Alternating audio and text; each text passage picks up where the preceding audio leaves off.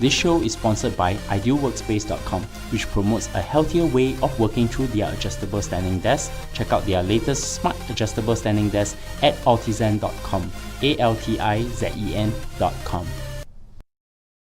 Welcome to Analyze Asia, the podcast dedicated to dissect the pulse of business, technology, and media in Asia.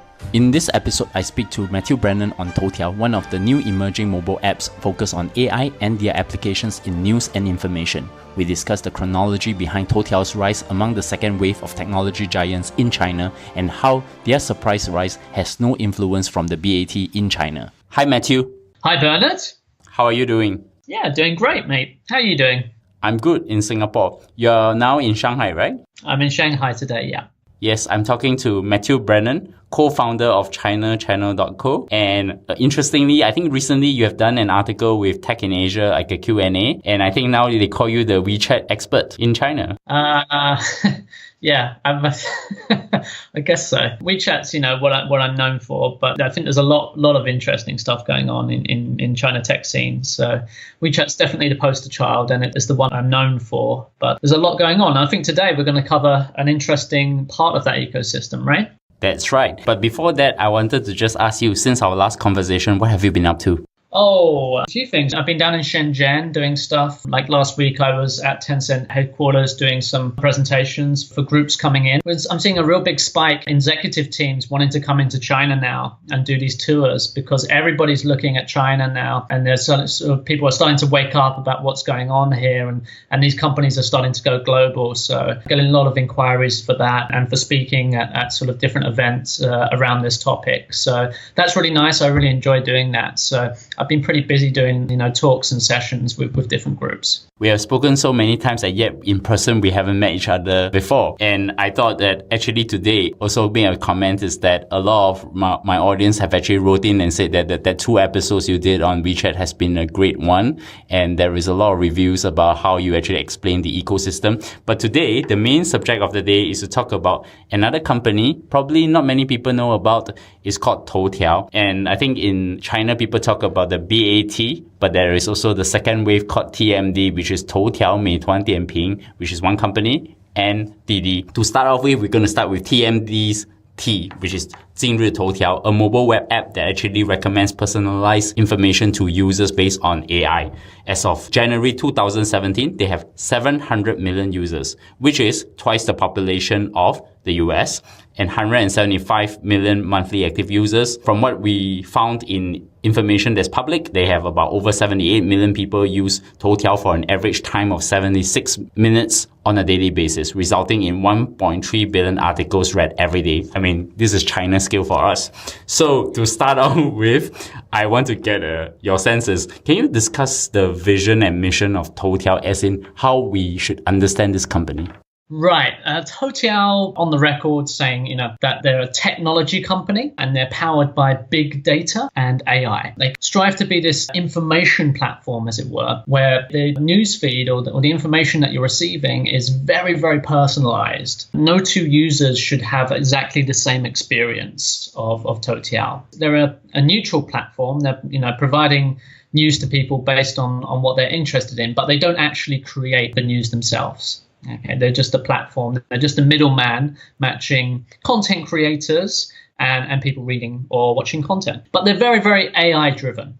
So, for example, say if I'm a publisher, for example, Analyze Asia, how will I get into Toutiao? You open a Toutiao account. And you publish that. It's actually, for a media, quite similar to the WeChat official accounts platform. These are 2 for media in China. I think these 2 platforms are talked about a lot. Obviously, the WeChat official account platform is the biggest, but Toutiao is also pretty hot and very, very important. In fact, I remember clearly one of my friends up in Beijing in the media tech industry about almost 2 years ago just telling me, on Toutiao, we focus on that one a lot more than WeChat now because it's so much easier to get high views on Toutiao.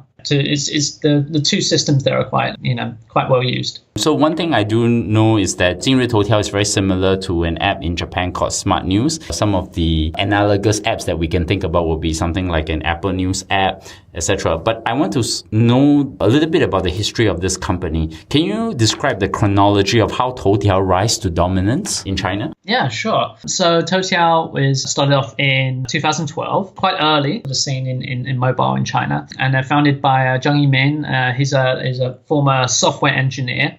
Actually, he seems to be quite a character, this guy. I think he's very typical of the sort of new wave of China entrepreneurs, this new wave of startups coming up. He's very, very motivated by realizing himself, but he's not really into sort of material possessions. As such, he doesn't want. It's not about getting rich. It's about doing something meaningful. For example, he used to work at Microsoft, and then he quit his job because he said it was boring. He's on the record as saying Steve Jobs completely changed his life. I think we're seeing more and more people like this. The young new wave coming through in China of people who are really motivated to sort of like make a dent in the universe and in their own way build. They're very, very ambitious people. These young Chinese entrepreneurs. Anyway, back to the chronology of the app there. 2012 is when it kicked off. Back then, it was this area was dominated by these sort of massive portals, Sina, Sohu. The user experience there, they were just shifting the desktop experience over to mobile and not really changing it too much. The user experience wasn't the best, to be honest. And Toutiao eventually, started moving into this more personalized newsfeed area.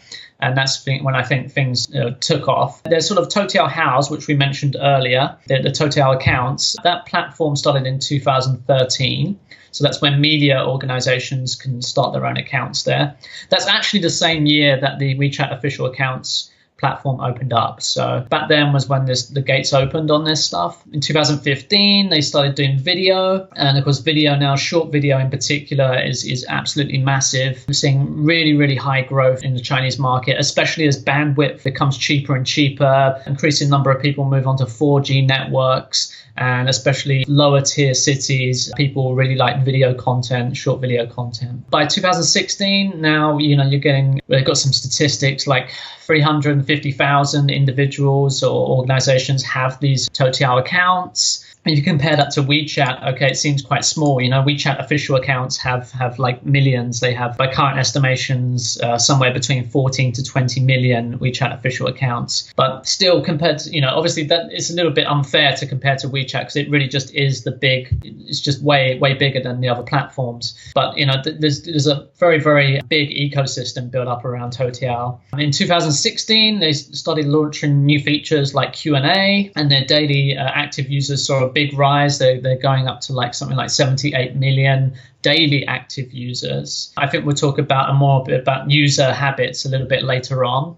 And then in 2017, they're going outside China. They're looking more internationally. They made an acquisition of Flipgram, which was quite well publicized in February of this year. So they also hired someone from Microsoft, a former manager at Microsoft, to run their artificial intelligence lab. It's quite clear they have global ambitions now, that they're looking internationally. That's pretty typical of most Chinese companies, into tech companies of a certain size now. I think the next stage when we look out into the future, a big part of that would be how they take things outside of China, because the Chinese market itself is really competitive, hyper competitive. A lot of these companies are looking outside China now, almost as if you can get the localization right and pick the right partner, potentially easier pickings. In fact, I think Liu Zhen, which is the head of strategy from Uber China, has also moved over to Toutiao. And of course, a lot of people probably didn't know that she is also related to Liu Qing, who is actually the president of Didi. One interesting part is, what are the interesting products and services of Toutiao then?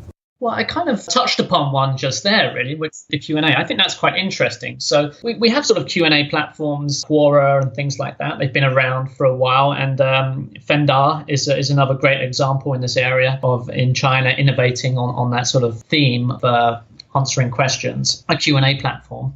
But Toutiao does it, again, through AI.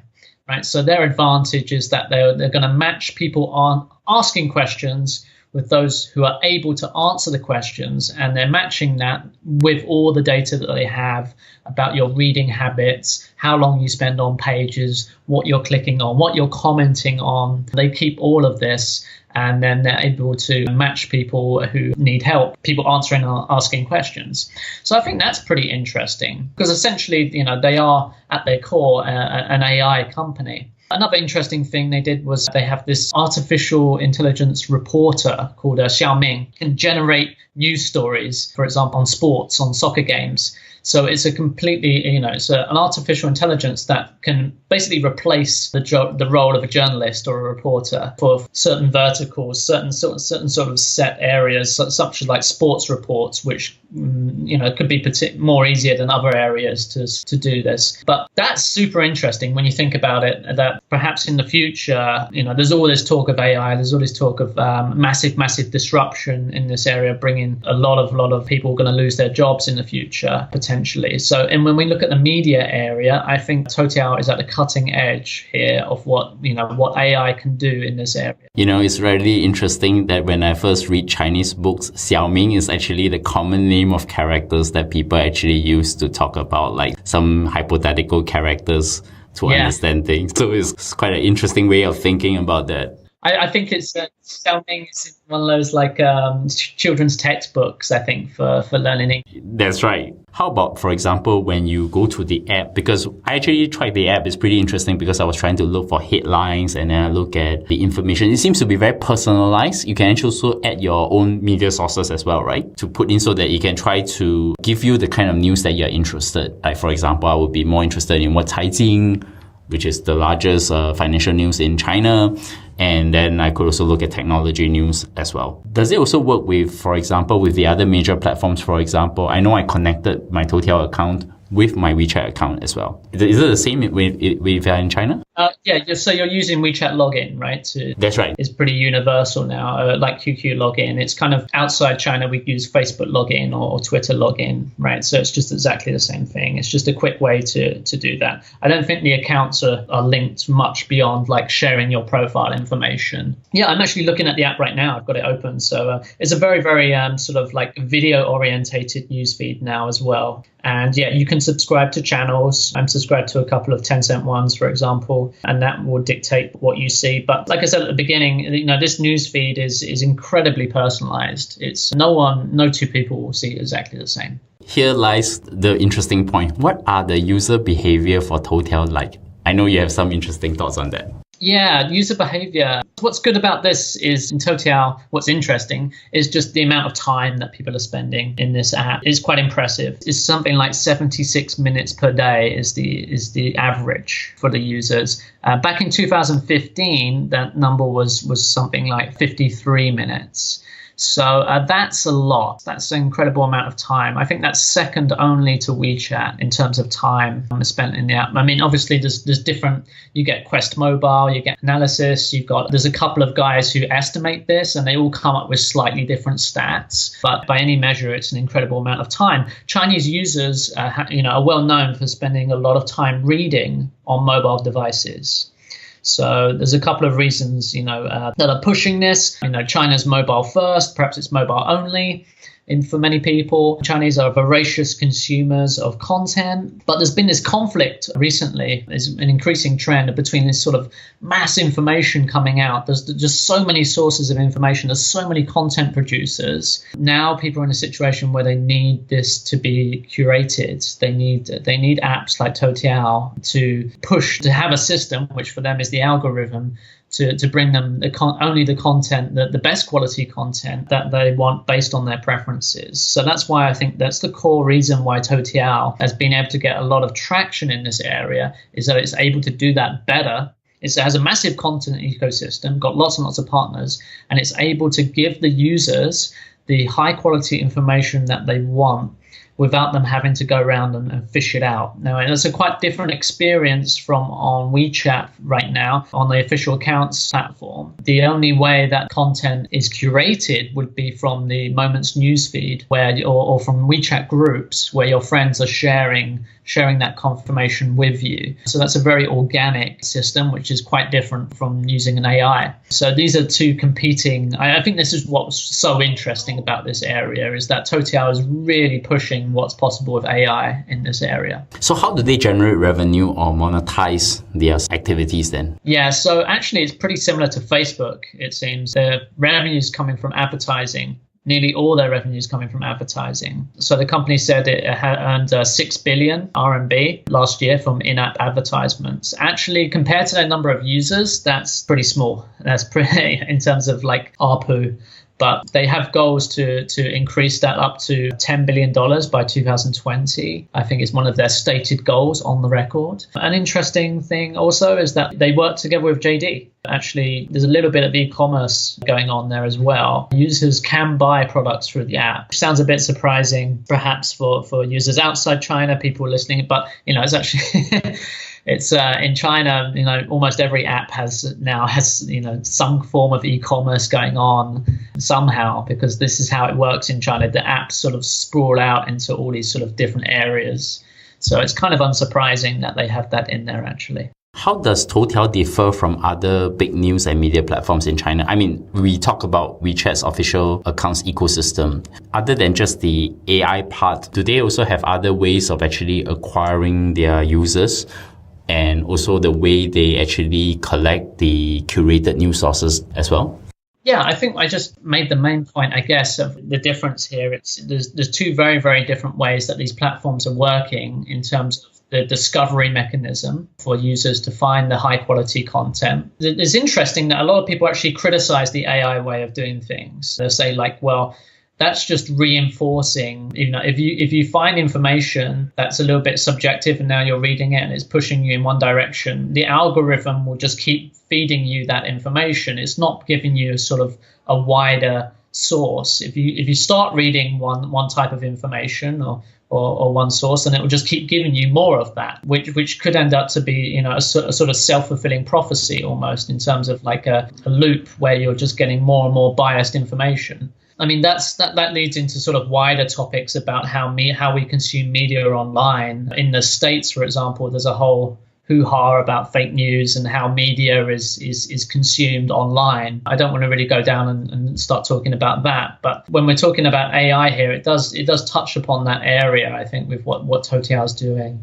One thing that is interesting, I think there is a similarity between, say, the larger platform like WeChat and Toutiao, is that Toutiao is actually quite serious about the health of their platform. So what I mean by that, they want to create a healthy content ecosystem. They're quite serious about intellectual property. My friend was telling me the other day that as a content creator on the platform in Toutiao, if you get copied, if someone plagiarizes you there, they will actually compensate you with cash. It's not a large amount of cash, but that's quite interesting. That's, something that I've never heard of before. WeChat doesn't do that. I don't think I've heard of anything like that in China before. And then they're putting an investment, they're on the record as saying they're investing 1 billion yuan in the next year to subsidize creation of online short video. They're also on the record saying, they create for medical news. They'll check that out with the hospitals or the health departments concerned to make sure that what's being reported is actually accurate. And so all these different things that they're doing to sort of build up a healthy ecosystem. This is very, very different from a few years ago in China, especially when you look at like what happened with Baidu and how they used to work years back with their platform. It was just, a pay-to-play system, and some of the news on there, some of the sources was very, very questionable. Now I think the ecosystem in China for news and content is becoming much, much healthier. We're seeing new business models evolve and new ways to support content creators. And it's moving quite far ahead of the rest of the world in some aspects. In fact, as a content creator myself, I feel that the Chinese market has got a much brighter future than the rest of the world. And it also would be quite interesting to see if Toutiao globalize themselves into the world, right? How would they use their AI to actually put news in front or information to users out there. One interesting point that I thought I should just ask is recently Tencent have been investing heavily into the AI and WeChat. Do you see them directly compete with Toutiao at some point? Yeah, this is very topical, Bernard, because yesterday WeChat made a change, which everyone's talking about in China. They actually released this thing called WeChat Labs, which is a way to sort of beta test things. Under that, there was 2 sort of new tabs in Discovery. One of them is a search, basically taking the search feature and making it much more visible so it gets more traffic. And the other one is a news feed for articles, which has some algorithm behind it. That was available before, but it was kind of hidden. And now they've put it in a place where it's going to get a lot more traffic. Everyone is speculating now that, this is WeChat's way of trying to take on Toutiao. They built this news feed that is based around some algorithm, and now it's in a place on the WeChat app as of yesterday where it's going to start getting a lot more traffic. So we'll have to see how that works. But from the earnings calls, if you listen to them for Tencent, it's quite clear they've been mentioning Toutiao a couple of times. It's definitely clear that higher management is thinking about them and keeping a close eye on how they can counter what they're doing. With regard to AI, also, I think Tencent is doing some stuff in that area that's quite interesting, but people don't talk about it. They're not making a lot of noise about it. But for example, they have an AI called Fine Art that has beaten all the world's best Go players. And so in sort of gaming AI, they're doing a lot. And also for facial recognition AI, they recently won a competition for that. Tencent has one of the best sort of teams for doing facial recognition. So I think they're doing a lot in AI, just maybe not talking about it as much as other people. WeChat has got a search division that's opened up recently. So the writing's on the wall there for people who want to read it of where WeChat's going to go or where Tencent's going to go in sort of in this area. I think they will start competing more with Toutiao. And it'll be quite interesting to see how this plays out in the next year or two. Given that Toutiao integrates with WeChat logins and also works with JD.com, which actually also links to Tencent in another way with the e-commerce site, would you see them acquiring them then? No, I don't. Actually, Toutiao has not taken on any investment directly from BAT.